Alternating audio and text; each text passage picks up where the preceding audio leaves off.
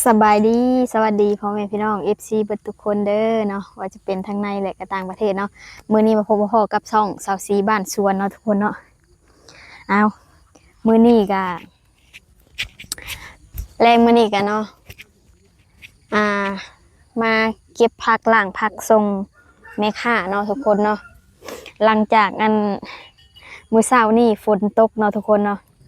ฝนตกก็บ่ได้เฮ็ดหยังเลยทุกคนโหดผักก็บ่ได้โหด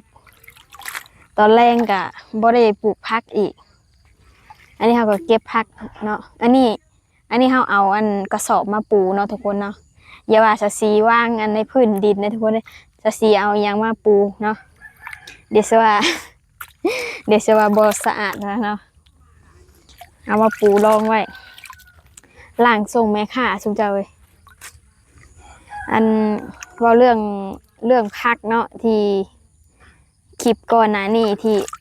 ซีบอกว่าจะมีFC เนาะเพิ่นเฮ็ดนะ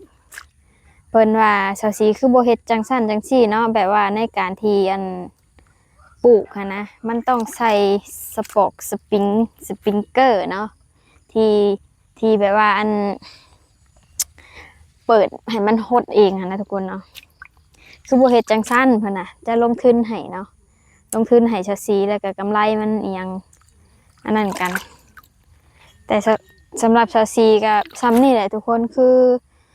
ตามที่เห็นเนาะก็คือแบบเฮาเฮ็ดเล็กๆน้อยๆเนาะ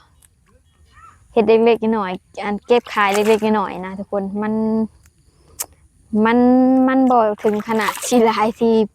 ปันผลกำไรกันเนาะทุกคนเนาะชาวซีก็เลยแบบอันนั้นเนาะจักสิว่าปฏิเสธหรือว่าจังไงเนาะชาวซีก็เศรษฐกิจมันก็บ่ค่อยดีเนาะทุกคนเนาะตลาดห้องหับก็บ่ได้อีกบัดนี้ก็เลยแบบลงทุนเองเฮ็ดเล็กๆน้อยๆเนาะอันนี้ก็ล้างผักส่งเพราะว่ามื้อเช้านี่ฝนตกก็24ก็บ่ได้ไปทางใดนอนเนาะ นอนพักผ่อนเพราะว่าบ่สบายเนาะเป็นไอเนาะทุกคนอากาศลมๆหนาวๆแล้วก็เป็นไอทุกคนแล้วก็สิมาเล่าเรื่องอันนั้นเนาะหลายคนบอกว่า เห็นชาวซีค่ะขยันเฮ็ดนั่นเฮ็ดนี่เนาะแบบบ่ฮู้ว่าเพิ่นดูถูกหรือว่าจังไดเนาะคล้ายๆแบบว่าเห็นชาวซีค่ะดูมันขยันเฮ็ดนั่นเฮ็ดนี่แต่บ่มีเงินเนาะแล้วก็คลิปก่อนหน้านี้นะทุกคนเพิ่นเห็นแบบว่าชาวซีค่ะไปขายทองเนาะคือว่าเฮ็ดนั่นเฮ็ดนี่อยู่หั่นนะคือว่าแบบบ่มีเงินบ่มีคำเอาง่ายๆคือขยันแต่บ่มีเงินขยันแต่บ่รวยหั่นนะทุกคนเพิ่นว่าเนาะ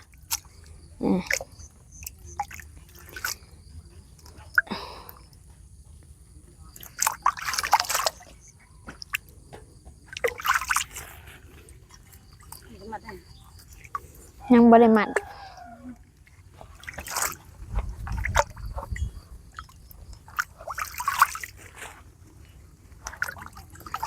มีคนมาล้างซอยอีกบ่นี่สบายดีเด้อน้องมวยสบายดีอันนี้น้องมวยไปถอนซอยได้นี่เนาะ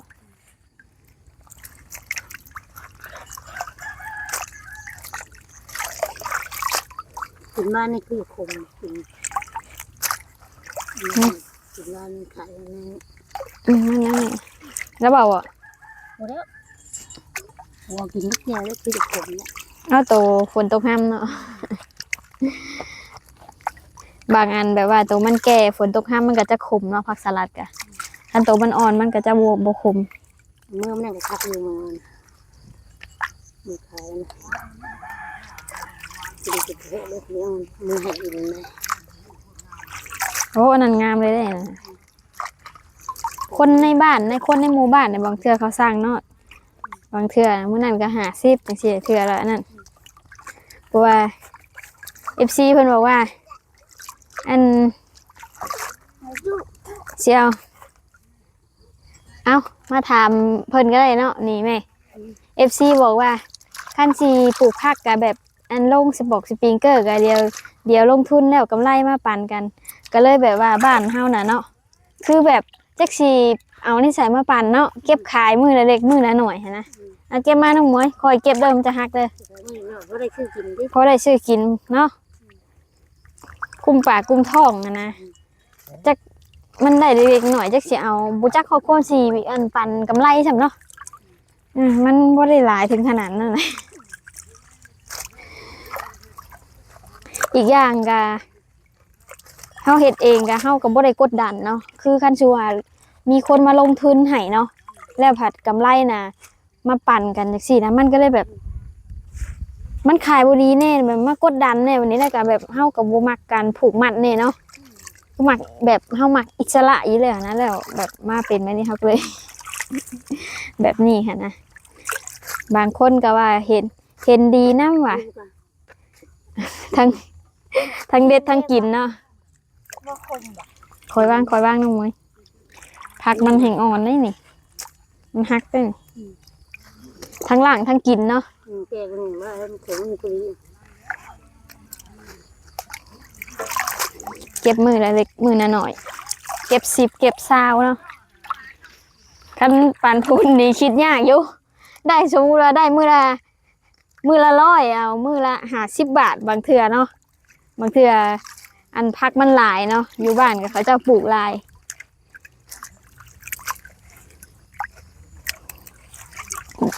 บางมือก็บ่ได้ขายนำก็มีเนาะเก็บกินบางเทื่อบ่ได้จะกีบก็มีจังซี่นะเนาะก็เลยแบบนั่นบางคนก็คือว่าบ่คือบ่เอาแบบนั้นมันก็ดีเด้อก็ดีเนาะคันแบบมีคนมาลงทุนให้มันก็ดีอย่างเนาะแต่ว่าก็บ่แม่นว่าอัน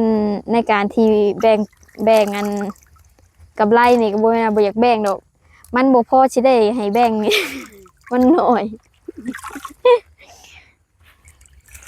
บ่ได้กินด้วย พอเลยจะกินเนาะเฮาเฮ็ดเองเทื่อละเล็กเทื่อละหน่อยเนาะคือตอนนี้ก็ซื้อแท่งน้ำมาไว้เนาะซื้อแท่งน้ำแล้วก็สปริงเกอร์ก็ได้มาบางส่วนแล้วค่ะเฮาก็ค่อยเฮ็ดไปของเฮาเองเนาะมันก็สบายใจอีกแบบหนึงเลยทุกคนเลยมันบ่ได้กดดันมันบ่ได้อันนั้น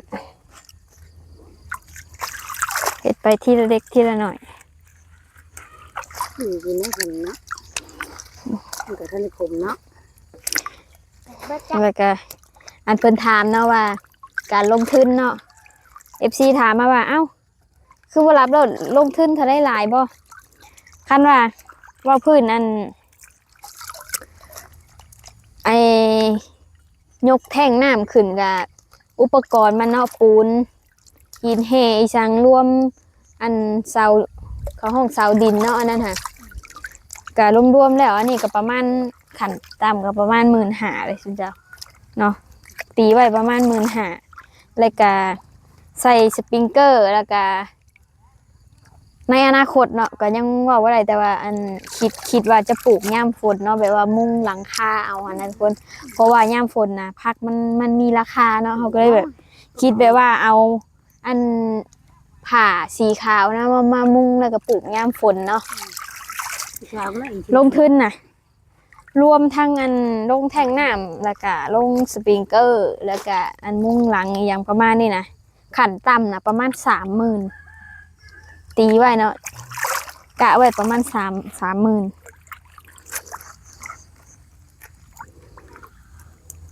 แต่ตอนนี้ขายเก็บมือละ50มือละ100ไปก่อนเนาะช่วงนี้ ดีแล้วหันหลังหน้าเรียก ดีกว่าอยู่ซื่อๆเนาะ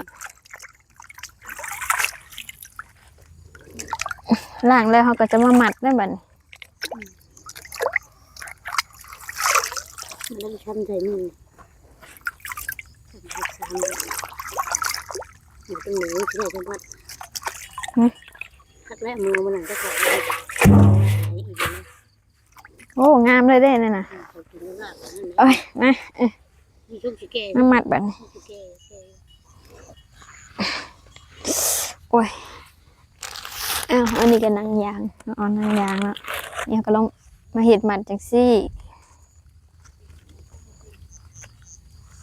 เดี๋ยวให้กลมนะ ได้บ่มัดละ10 บาทมัดละ10 บาทมัดละ5 บาทเนาะประมาณนี้แหล้วกันเป็นเงินบาทไทยกันเนาะนี่มัดกับมัดใหญ่ได้ซึมเจ้าเต็มง่างได้นี่ค่ะ 3 อาทิตย์เลือกขายไว้อยู่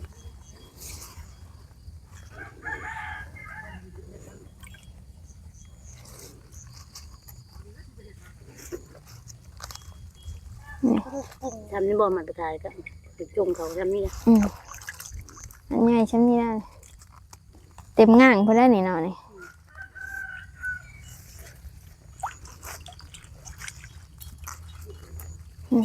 เบิ่งแม่ซ้ำสิกินเนาะ5 บาท10 บาทเจ้าไงมัดบางใหญ่นะ เปลือกมัดเดียวกันมัน5,000เปลือก10,000ก็จะมา10ขายมื้อนั้นขายโชว์คนมื้อน่ะ3 อาทิตย์ อ่ะล้างอยู่มั้ยล้างมาอยู่นี่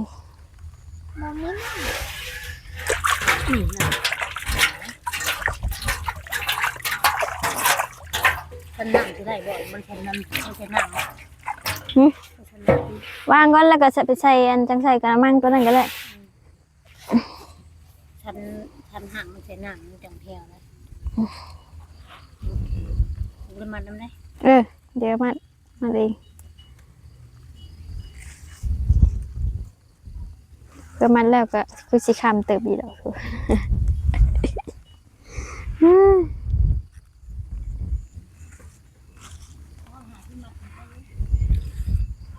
50 มัดทุกคนคิดเบิ่งก็ชัวมัดละ10 บาท50 มัดเนี่ยเอาคิดเอา คิดอะไรเอาเนาะมันจะตกอยู่ประมาณเท่าใดกันแท้เอ้าสสีก็นั่งไปนั่งมากยังบ่คักบ่นี่เนาะ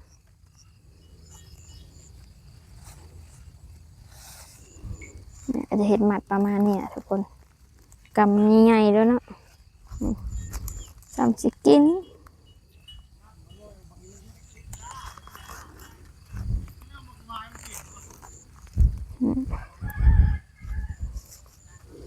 มันละ5เนาะมันละ5มันละ10ก็ว่าไป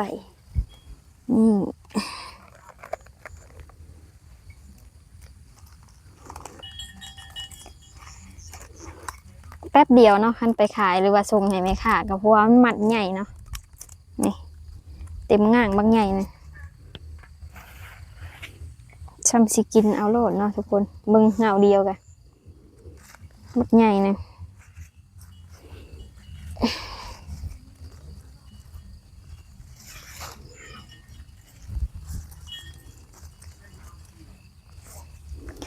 มาลุ้นกันว่ามันสิได้จังหมัดเนาะจะได้ไปเก็บเอาอีกบ่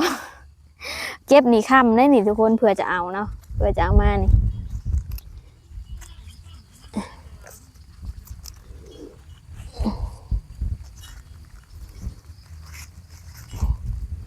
บ่ต้องห่วงเนาะเรื่องแบบอันนั้นน่ะซะซีเฮ็ดให้กำบางใหญ่เลยใส่แบบคลายลายเนาะคลายเอามันเลยทุกคนนี่กำบางใหญ่คือแบบขั้นซื้อกับซาซีไปคือว่าแบบคุ้มนะคะนั่นเนาะบ่ต้องห่วงอันสลัดกับอันเอาไปแล้วเนาะทุกคนเนาะสลัดไม่ใช่อันผักบุ้งเนาะผักบุ้งนี่ก็เบิดไปแล้วทุกคนตอนนี้เขาเจ้าสั่งแล้วก็แม่ค้าเขาเจ้าที่แบบอันขายก๋วยเตี๋ยวขายเฟอขายลาบขายหยังเขาเจ้ามาจอบเอาอยู่ มาจอบก็คือแบบมาซองเบิ่งเนาะว่ามีบ่นะทุกคนคันว่าเฮาเริ่มแรกๆคนอาจจะบ่ฮู้จักเนาะแต่ว่าโดนๆไปนี่ก็เขาเจ้าก็อันนั้นนะทุกคนพอเขาเจ้าฮู้เขาเจ้าก็แบบมาซื้อเอาเองเนาะอยู่ถึงสวนเฮาก็บ่ได้ไปส่งจังซี่นะทุกคนเนาะ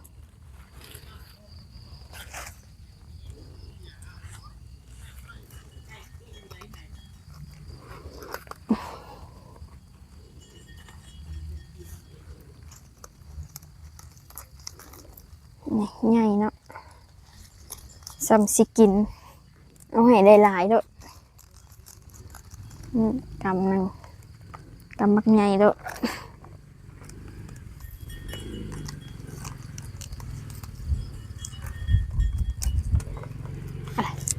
เหมือนฝนตกว่าสุดจ้ะรู้สึกว่าฝนลงเม็ดหน่อยหนึ่งเนาะฝนลงเม็ดแล้วฟ้ามัดเนาะ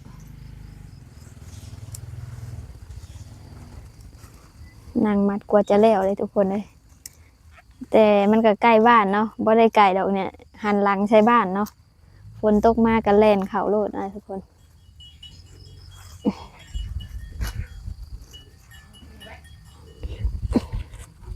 งัวควายกับเขาเคาะเขาหยังบ่เลยเนาะทุกคนยังแต่สะสีนางงอมอยู่ในนี่หลายคนก็บ่มียุงบ่มือมีมือบ่มีเนาะ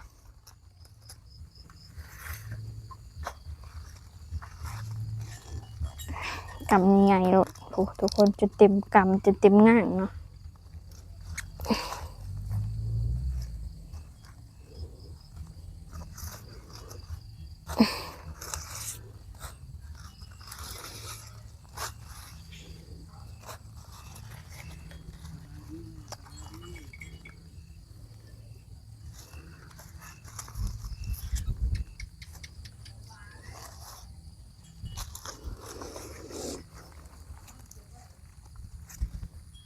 นี่มัดฮะเสียสีก็ยังว่าหน่อยอยู่เพราะว่าคิดเห็นตัวเองขั้นไปซื้อก็อยากได้กำใหญ่ๆลายๆแบบนี้เนาะก็เลยไปขายลายๆให้รถได้ทุกคนคือเวลาขายก็คือแบบคิดใส่ตัวเองเนาะคิดใส่ตัวเองเวลาไปซื้อนะก็คือแบบเลือกเอากำใหญ่ๆกำงามๆนะอันนี้ก็คือเวลาเขาขายเขาก็ต้องแบบคิดใส่คนซื้อนำเนาะทุกคนเนี่ยคนซื้อก็อยากได้ของดีๆไปเนาะเขาก็ต้องเฮ็ดแบบของดีๆให้นะ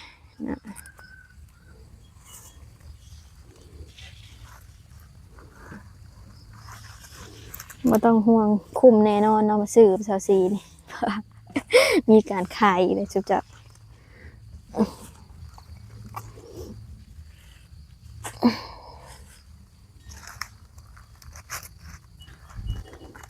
ผู้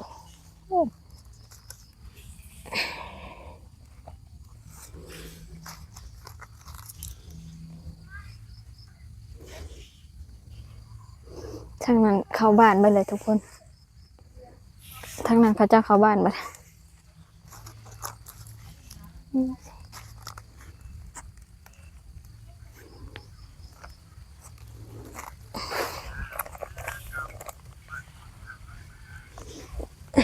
ยังบกคักอีกอยู่ใส่อีกก่อน ต้องให้หลายๆแล้วทุกคนหลายคนก็ว่าป้าน้องสีมันจะมีมันจะได้ทุนได้กำไรวะทุกคนคือแบบมันก็บ่ขาดทุนหรอกทุกคนเลยกำไรก็ได้อยู่แต่ก็บ่หลายก็บ่เป็นอย่างเนาะนี่พักเนาะ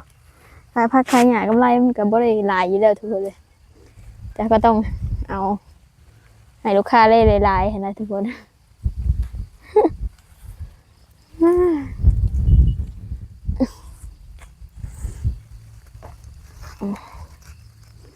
ซ้ำสิกินเนาะ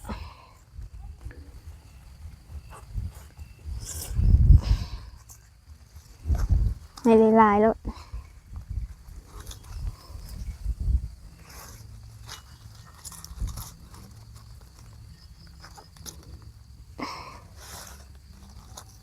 นี่กำมักง่าย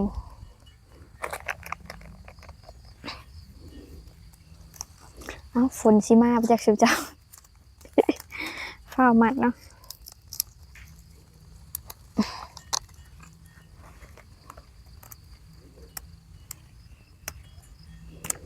มันจะลมๆมา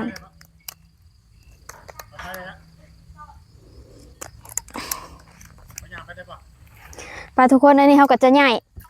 ทีเนาะเพราะว่าเหมือนฝนจะมาแล้วทุกคนเนาะปิดคลิปก่อนเด้อทุกคนเด้อฝากกดไลค์กดแชร์กดติดตามเนาะกด Subscribe เลยทุกคนเด้อสำหรับคลิปนี้ก็ขอตัวลาไปก่อนเด้อบ๊ายบายเด้อสบายดี